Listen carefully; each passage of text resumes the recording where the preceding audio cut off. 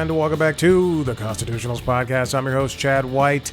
If you did not know, this is the premier podcast for the website cpluscomedy.com. Like I just said, it's a website. Go there. Welcome back into this, the show that everybody loves. Okay. Here we are. Welcome back in. I'm actually getting together a last story, a last minute story. And I'm going to talk throughout the entire time. I'm going to talk throughout the entire time. I think one link is fine. It doesn't need to be multiple links. I mean, I think it kindly does.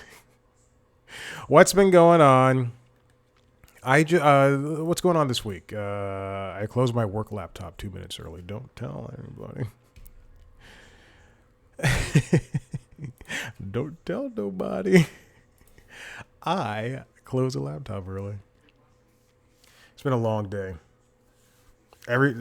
People above me took days off, which they deservedly earned, and that led me to being to having to do the work. I was given some guidance on some things, and I saw the list. I'm like, oh boy! But it's for like 3 days worth of work. So today's Thursday, and then it's Thursday, Friday, and Monday. And boy, howdy, today was a day. I'm like sending frantic messages. What does this mean? But try not to sound like a little bitch, because I want to be trusted. Okay, that's enough work talk. This is not LinkedIn Logs, the jobs and business news podcast. Go subscribe to that wherever you get podcasts. Video version on youtube.com/cpluscomedy.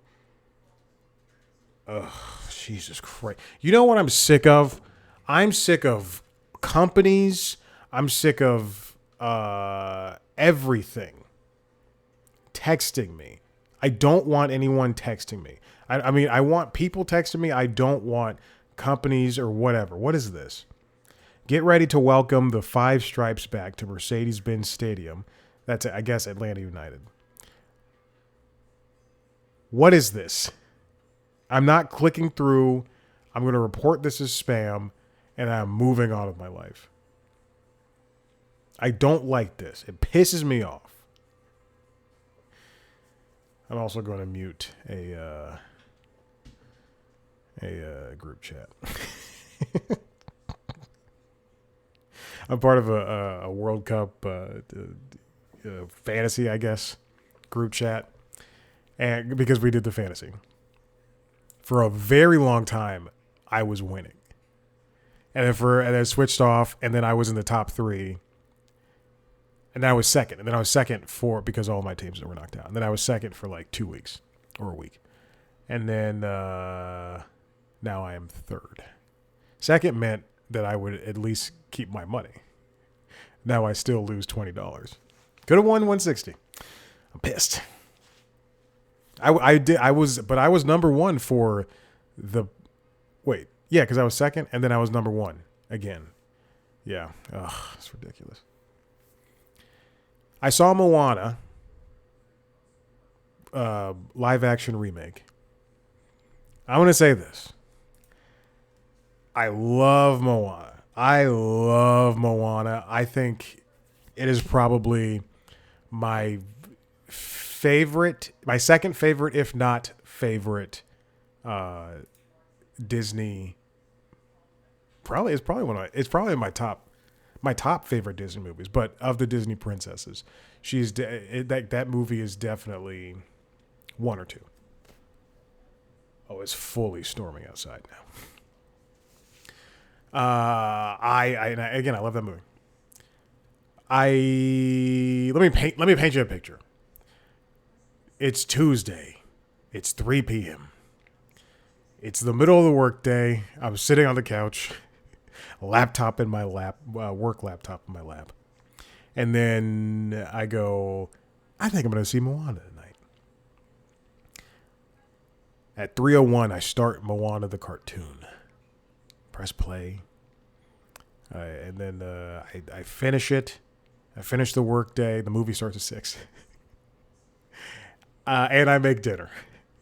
I finish all of that by like 5:45, and then I get off work at 6. So I finish work by 5. I finish all that stuff by 5:45, and I make a plate for dinner, like of food. And then I see that it's 5:45, and I go, I don't have time for this.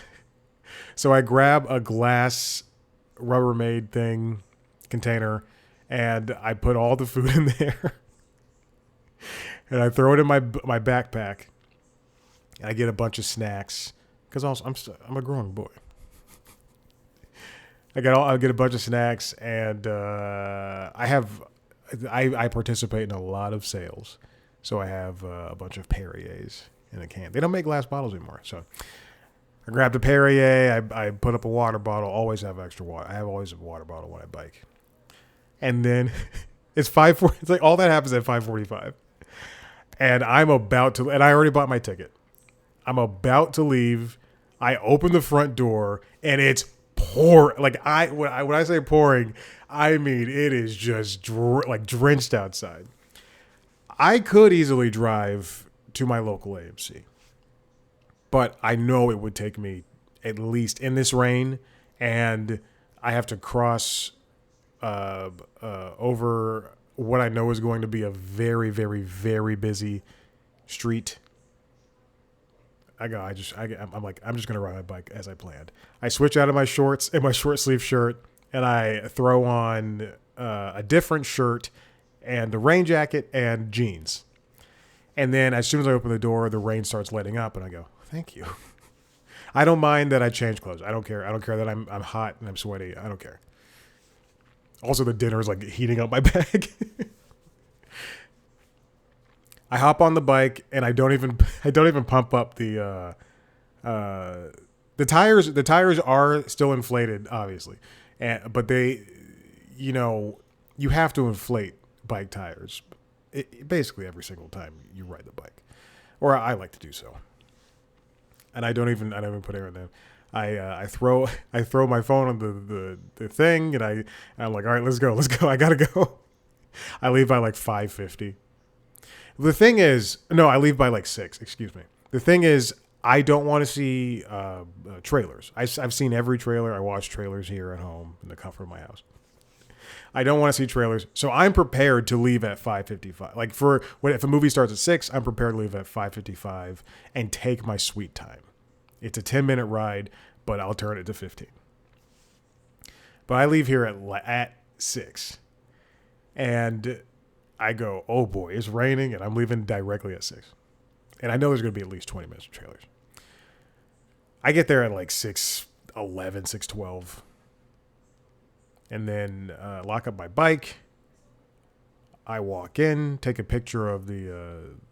What I do is, because I record my bike rides on the old Garmin here, when it uploads to Strava, I like to take a little picture of the movie poster.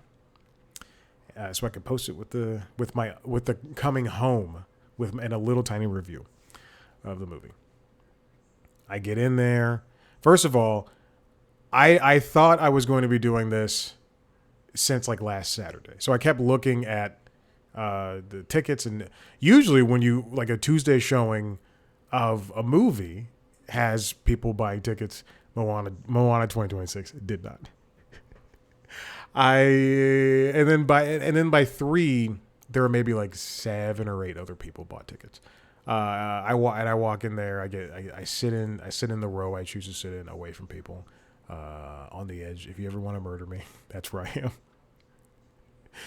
The one time I felt like scared in a movie theater was when I saw Scream. I saw like Scream. What was the first one with Melissa Barrera and the Jenna Ortega? So I did not see that in theaters. I saw the second one. Anyway, it doesn't matter. Who cares?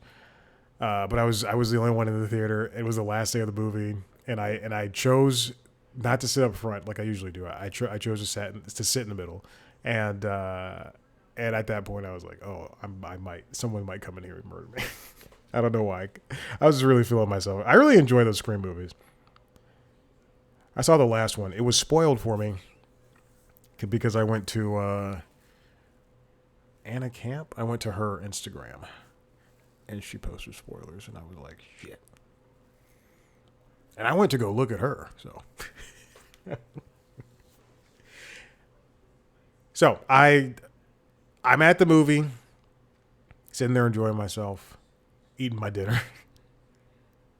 I when I walked in, the trailer for Hexed was playing. Well, no, it was just starting, and that was the last trailer. And I was like, thank God. I'm munching down my dinner. My chicken, my mash. I got a sweet potato that I turned into a mashed potato. Not sweet potato.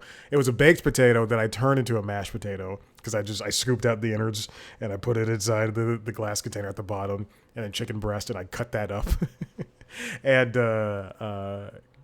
baked carrots and zucchini, and zucchini squash, and I just put all that in there. It was a cool little smorgasbord. Tonight's is going to be because today was such a hectic day at work. I just it's going to be a little bit more hectic of a dinner. It's cooking right now. Anyway, I unfortunately, because these movies, this is the 10th anniversary of Moana, and there's so much crossover with the original one that people couldn't really miss Moana. Whereas Beauty and the Beast came out 20 some odd years. Beauty and the Beast was in the early 90s. So it coming out in like 2018, I don't know. I remember. And I choose not to look it up. But people could miss it in the same way that, Snow White, that was 70 or so years. I still have not seen that. Little Mermaid, I still have not seen that either. Lion King sucks. I hate Lion King. But people had time to miss that. With Moana, and then now next year or the year after that, Tangled, there's not enough time between these movies. So why are we doing this? And it makes me think that Tangled will be the same one. But the problems with Moana live action stem from directly starting with the screenplay.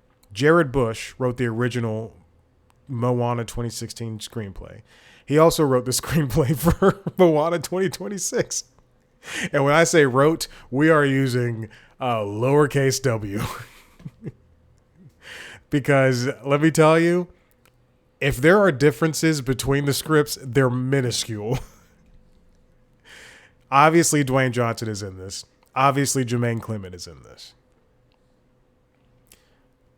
And that's where the positives stop. Now, I enjoyed this movie the entire time. The first 30 minutes, because I just watched Moana 2016, and I've seen that movie 100 times. I was laughing the entire first 30 minutes of this movie, going, "Oh, this is directly from the cartoon." And what sucks is things that they did in the cartoon do not translate to live action. So why would you even try it out? There, like when Maui tricks Moana to being stuck in that cave when they first meet, he takes Hey the chicken, and he looks at the camera and he goes, "Boat snack," in a high voice. "I will not be doing it." He does that same joke without looking into the camera in live action, and it is so unfunny. It hurts how bad it is, how bad that line is. Speaking of bad, this movie was shot in 2024. They held it for a year and a half. It looks bad. It looks like a Disney Plus movie. It doesn't it look like the stuff that is actually on an island or is in sand looks great. But then you see the backdrops and it just looks so poorly done. Everything looks so poorly composited. However, I'm too attached to Moana 2016 that I am willing to allow this movie to exist. I am so happy that all of these for lack of a better term. People of color acting in the movie. Every single person in this movie is a person of color. That's amazing. Jermaine did a wonderful job as Tamatoa again. He had like one extra line. They did not do the tag from the end of the cartoon where he was who was on his back. I think Dwayne did a good job as Maui. And so much so that I'm going to go as Maui for Christmas. Oh, for Christmas. For Halloween. The young lady, Catherine Lagagiaya, she did a great job as Moana. She sang really well. She did what she could with this. A lot of the shitty things that Jared Bush left in there. It's not an insult, but there, like truly, it felt. There were moments of this movie where it felt like he went to the entire scene, went to final draft, clicked, and then held it down, and then went over the scene and pressed Command C or Control C. I don't know if he's on a Mac or a PC. And then he went to a different final draft and went Control V, Command V. Oh my gosh. People, I guess people were making fun of Dwayne's hair in the movie, which, yeah, I mean, sure, he's wearing a wig. Obviously, he's bald. And they gave Moana's mother, played by the gorgeous Frankie Adams, the entire time. Every time she popped on screen, I'm just sitting up like this. But Frankie Adams did an excellent job, and they gave her a little bit more things to do. Like after the grandmother, played by Rena Owen, passes away, they, instead of just having Moana leave because the grandmother told her to go on the trip, the mother comes up and helps her pack, and it's not silent. It's a wordless scene, and it works. There's also there's too much context. This movie's like 115 minutes, 117, and it's 115. It's the same length as the cartoon, which was already a little bit long in the tooth. But because it takes like 30 minutes for her to leave the island. But there are some places, like with the mother telling Moana with her gestures to go, where it works. But then there's other things where there are lines where they over-explain something in the cartoon that did need to be explained, but they'll over-explain something with like one or two extra lines, and then you go, well, this is too overcooked. It's a chicken breast that was cooked to 175 instead of just a 160 and letting it cook through to 165. Take it out of the oven and let it cook through 165. Like, there's a scene in the middle of the movie where that is live from the live action movie that's not in the cartoon, where after they do they fight Tamatoa. After they fight the fire monster the first time, which turns out to be the goddess or whatever. They fight the fire monster for the first time, and they lose. It cuts back to the island, to Moana's island, and her dad, played by John Toohey, he's like walking around looking at like all the devastation from the dying trees, the coconuts and all that stuff, and he's like, and it's like a 30-second scene, but it's unnecessary. And he walks around, he's like, oh, and then he climbs to the top of the cliff, and he looks out over the sea, and he's like, oh, and then it cuts away. Oh, there's also, I watching the cartoon right before the live action, I always think, why the grandmother didn't have to die, and then they give that context too. The Rena Owen, God bless her,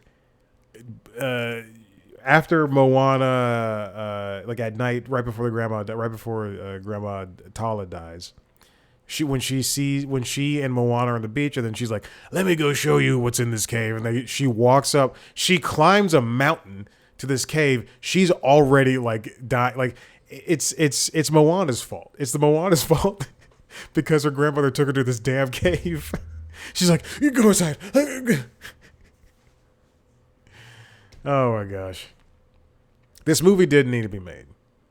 But it was so great to see the music in live action. You're Welcome works in live action. I didn't think that, like, when seeing that, I did not think it was going to work. How Far I'll Go reprise. I'm just naming my favorite songs. That worked in live action. We Know the Way. We Know the Way worked so well. Is that what it's called? Where You Are, How Far I'll Go. Yeah, We Know the Way. Yes, We Know the Way worked very, very well. That translated excellently. I guess both reprises worked. Keep going. I Am Moana worked. I love that song. And it was nice to hear along the way the new song. I sat through the credits to listen to that. That was great. And then I got up and everybody was gone. The people cleaning the thing were just like waiting there. I'm sitting there with like my backpack on. Anyway, I liked it. I wanted to support these people of color in this movie. And while it was pointless, I still enjoyed it. And did it make me... Do I own other live action Disney movies? I do. Did it make me want to go and watch them? Oh, gosh. Oh, no, what's going on? Auditions, primary temp volume. Okay. I guess I have to delete some stuff. Hold, please. All right, I just emptied the trash. And, what? Oh, my God. I had so much memory. Why did that happen? Okay, let's move on, because I have a lot of stuff to talk about. Whew. I'm looking at an email right now from something about Netflix. Okay. Let's do this story. This comes from 9 to 5 Google. Remember, I will only link to sources I see first. Don't pop up. Written by Ben Shun. OnePlus officially shuts down in the US and Europe, but not India yet.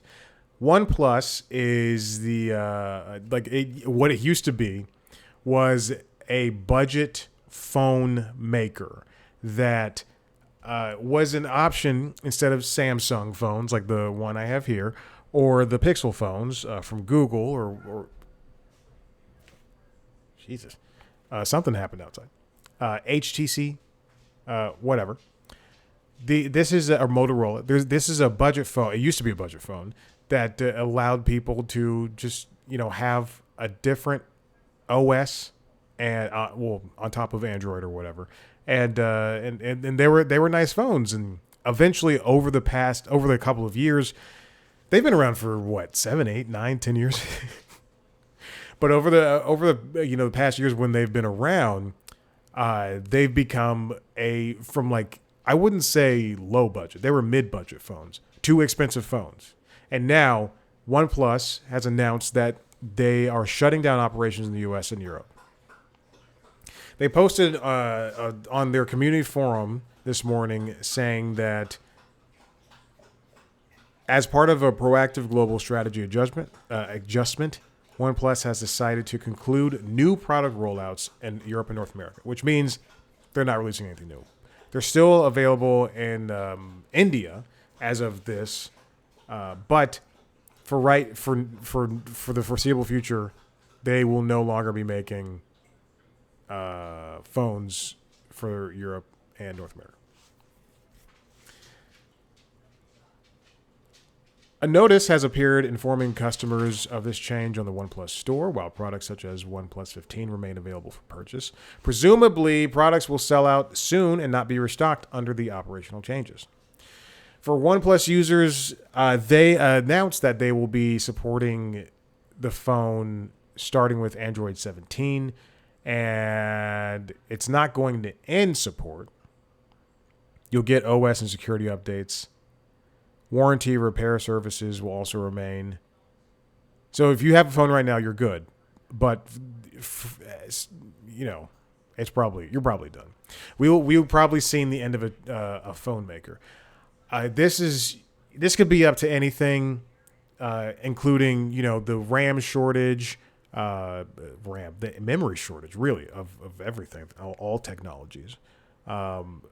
It could be that people just aren't buying their phones. Not enough people are. But there's a lot of changing things in technology, mostly because of AI, and then also because of the Strait of Hormuz and all that jazz, and then supply chain issues and whatnot. We just saw this week that the Steam Deck, the original Steam Deck, is no longer getting parts made for it. Valve announced it, and unfortunately, batteries, daughter boards. They were still working on the OLED Steam Deck and whatever comes after the Steam Deck. But you can't buy any extra parts. Everything that's out there is going to be out there, which sucks because you would hope that Valve would support this handheld PC device that people love. I know this is not an over exaggeration. I spent the last week and a half without a Steam Deck because the update that came out 2 weeks ago, I jumped on it.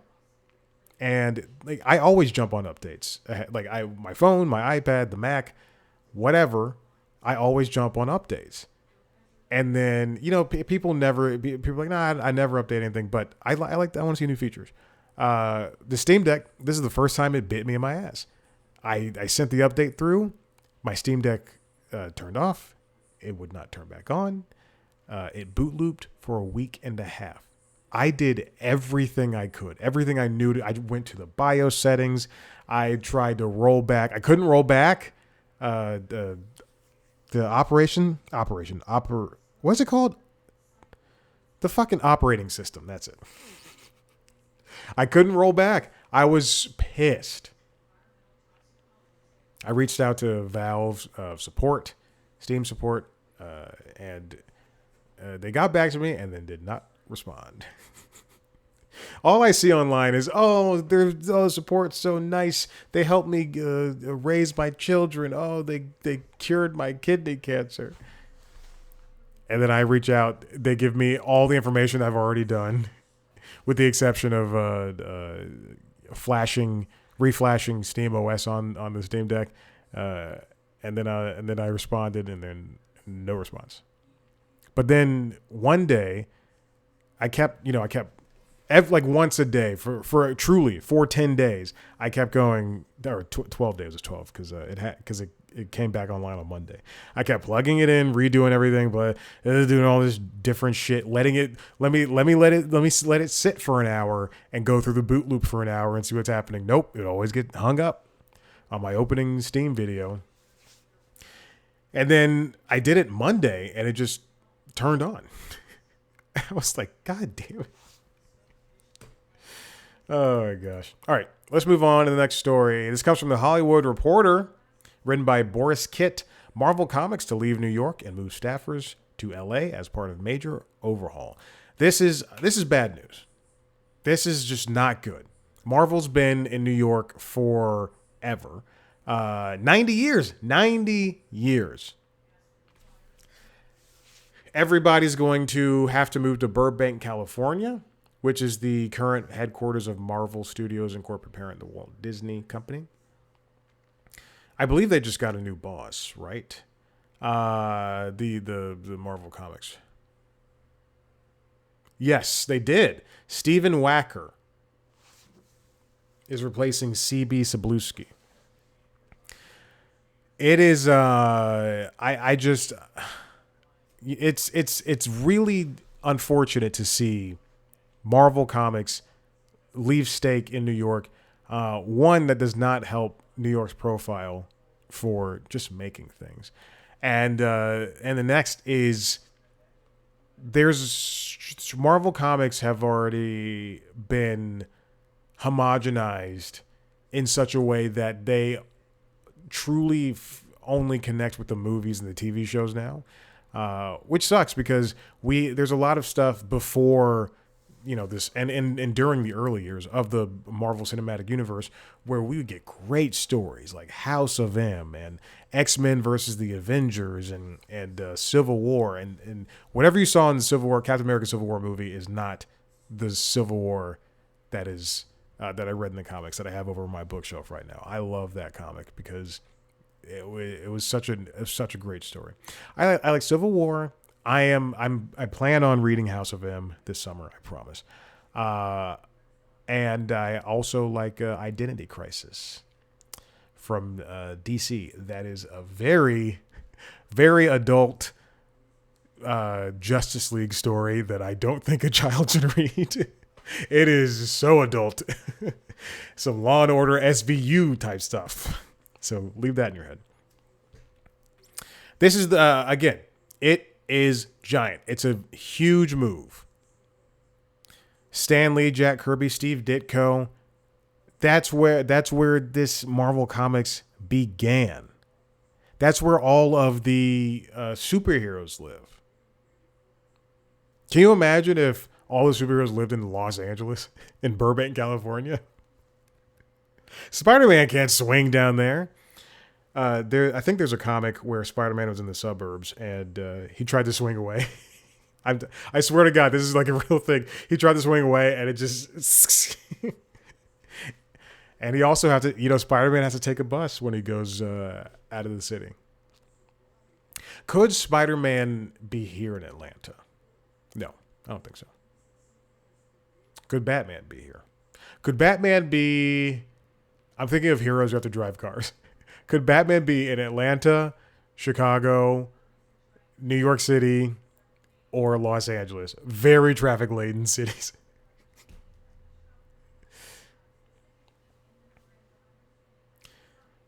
So just over 100 people will have to relocate to California by July 2027. Oof. That stinks. It's consolidating is not going to make anybody, work better or work harder. And get out of here, bug. Sick of these bugs. Can't open the doors. It's too hot and too wet sometimes. Did I get it? No. All right. Let's move on. This comes from 35 minutes. 33 minutes, excuse me. This comes from The Wrap. It's written by AJ Katz. Paramount investors sued David and Larry Ellison over, should have said Larry and David, over alleged Trump side deal. Also, I'm watching that Larry David Obama sketch show on HBO Max. I like it. It's very fun. It's just Larry David, as different historical figures participating in different historical events. I like it. There's nothing like it. And it's pretty much exactly what I expected. The complaint alleges the Ellisons concealed promises to overhaul CNN to help secure approval of Paramount's proposed WBD acquisition. Now, remember, the $110 billion acquisition of Warner Brothers Discovery by Paramount Skydance was more or less approved before it was even negotiated. There is an issue, though, now, I spoke about this last week, where 12 states are suing because they don't want to. Did I talk about this here or on LinkedIn logs? I don't give a shit. 12 states are suing so that the deal does not go through because they're saying it's antitrust in the same way that Tegna and Nexstar is antitrust. And the 12 states are correct. I wish more states would join in. Now, one of the biggest parts of this deal is Paramount Skydance told shareholders that for every quarter after September 30th that the deal does not close, they would get $650 million per quarter.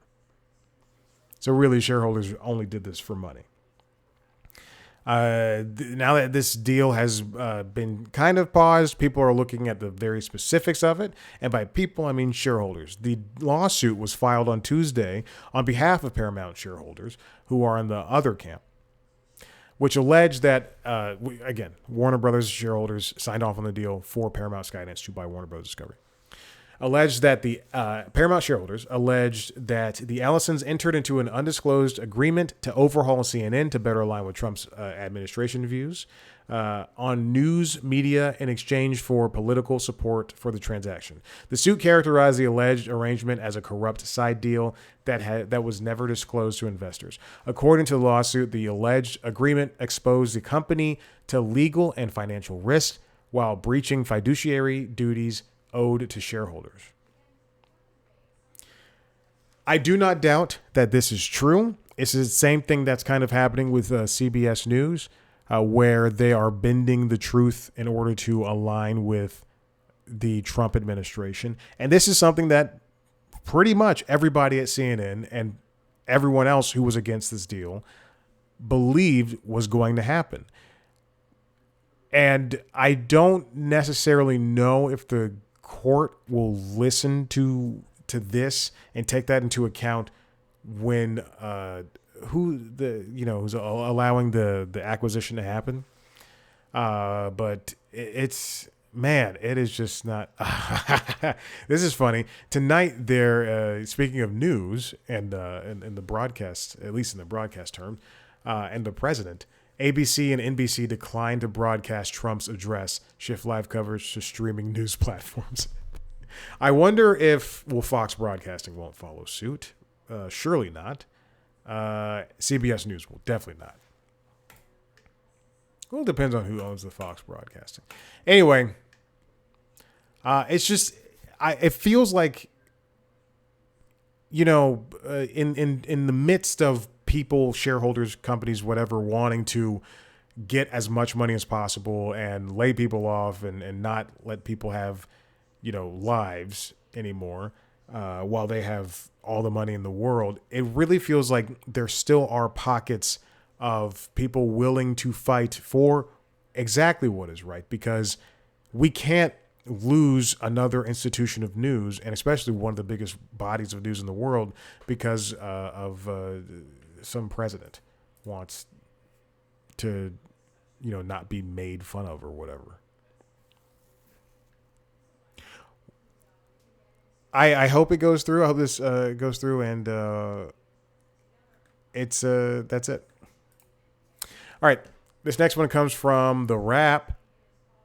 It's written by Drew Taylor. Why Cartoon Network shows don't necessarily need Cartoon Network. If you haven't noticed, in the recent years, Cartoon Network has been airing in the same Disney Channel, and Nickelodeon. Unfortunately, kids are glued to their devices. They're getting entertainment elsewhere, and linear television is really losing out on viewership, which means that the Disney and Paramount and Warner just don't want to produce more family-oriented shows. That won't make them money. Now, Cartoon Network, though, is producing those shows, but for other platforms. There's the Merry Little Batman, which turned into Batman and Little Batman. I don't know. I forgot what that show was called. I watched that show, but I forgot what it was called. Let's just say Little Batman. That show went to Prime Video, and the movie went to Prime Video.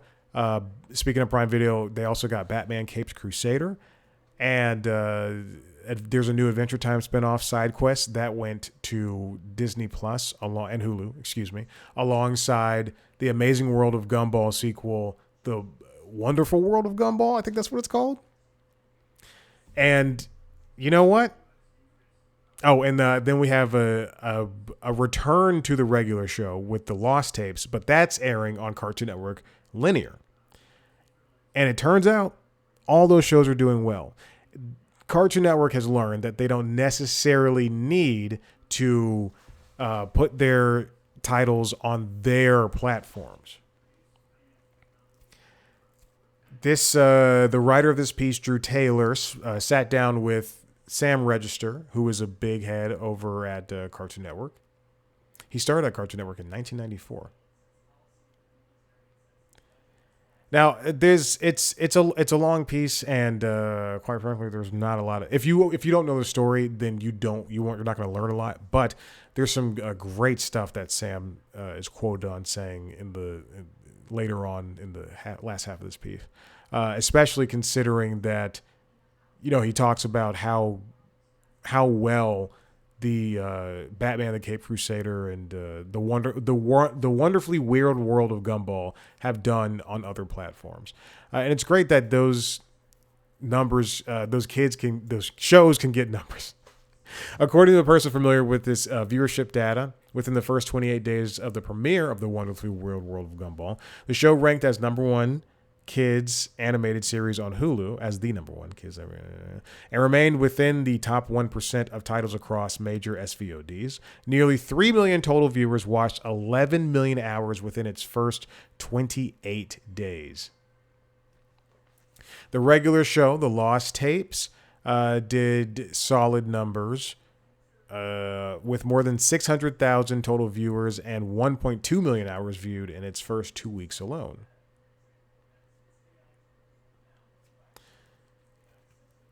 It's mostly, as Register puts it, because Cartoon Network has this amazing Cartoon Network Studios IP that is valuable to potential partners in both internally and externally.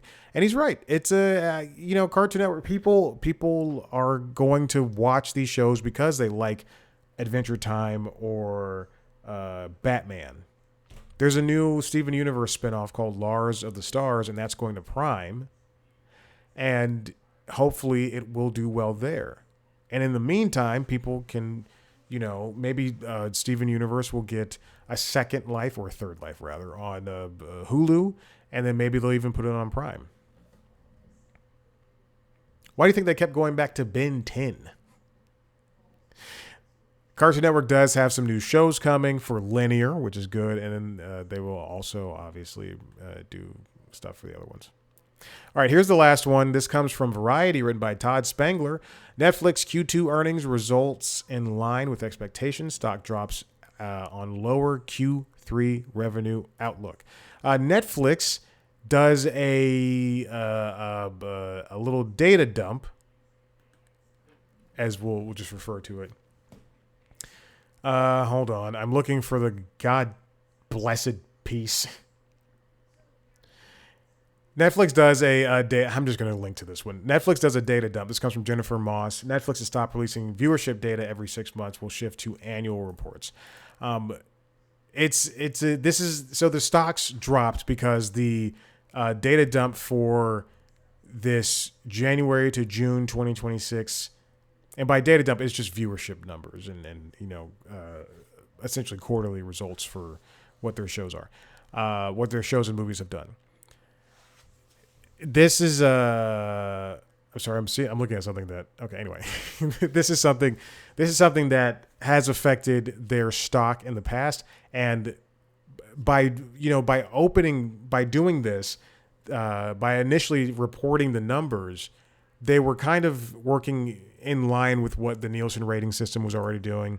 The Nielsen's, when I said 600,000 viewers for the regular show, The Lost Tapes, on Cartoon Network Linear, that is from the Nielsen rating system. They track people's watching and viewing habits and report basically accurate numbers for what's happening, or for who's viewing what, and for how many people are viewing what.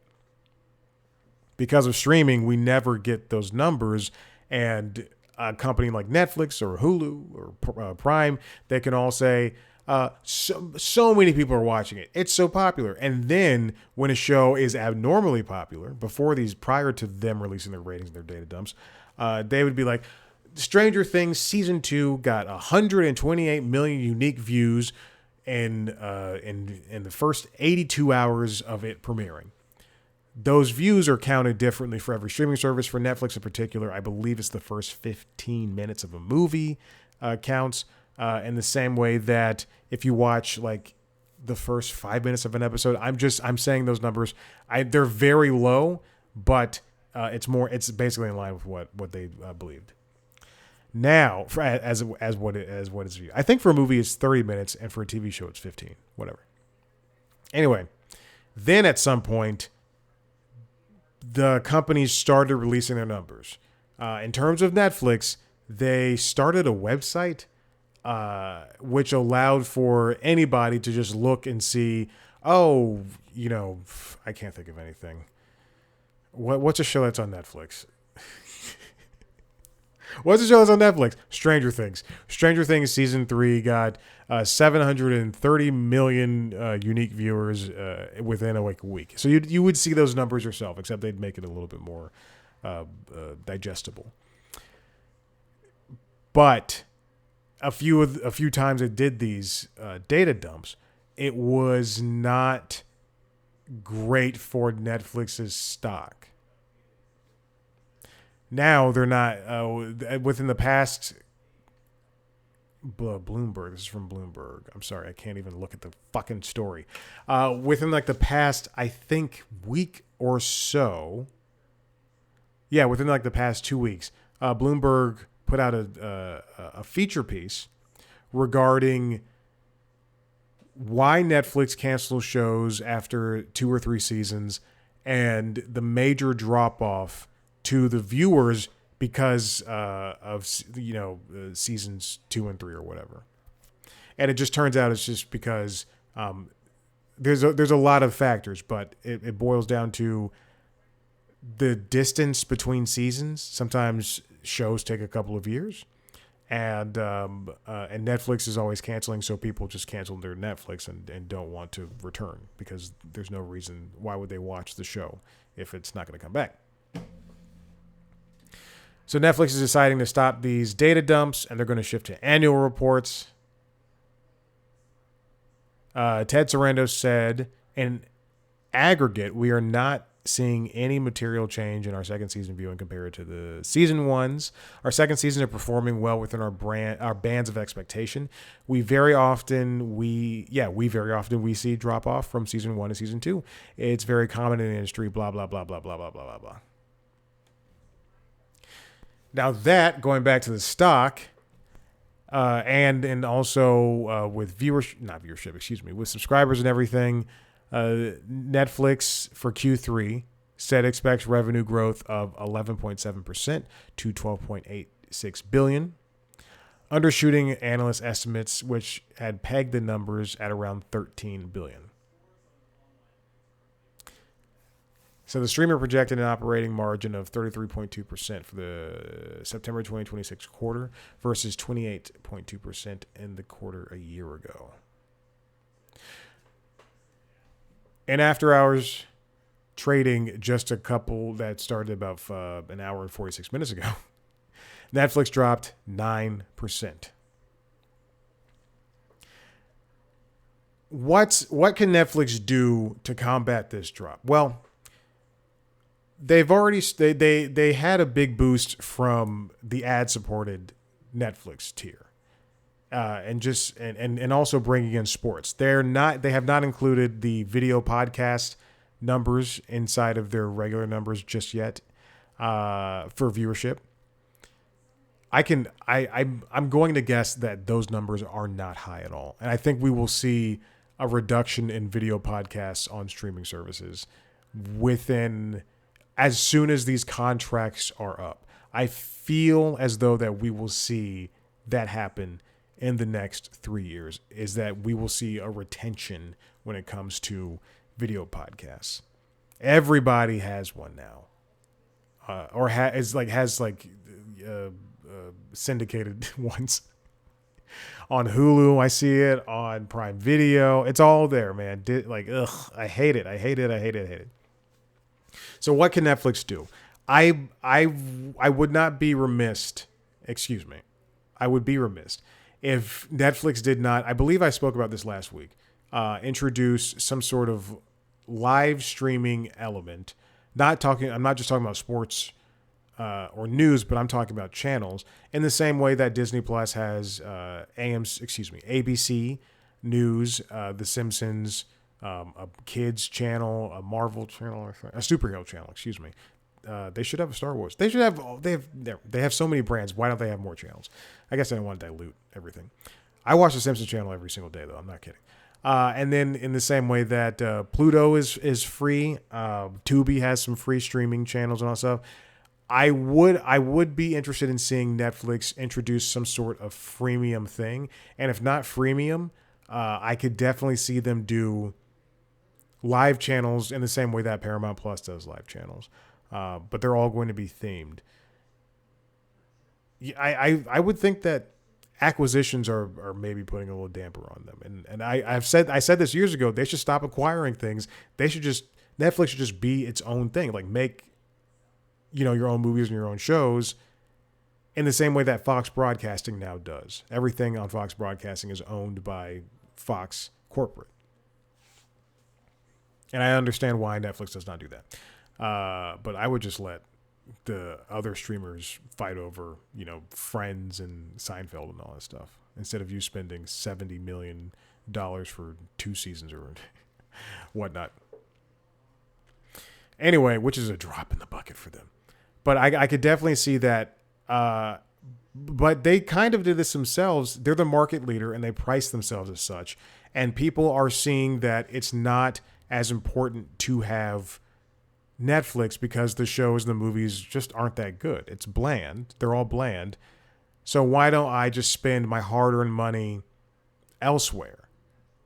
And that's why, that's why that's part of the reason why the ad-supported Netflix was introduced. Okay, well, here's an $8 thing for people to have on top of their HBO Max and their Hulus and their Peacocks and their Prime Videos and their Disney Pluses.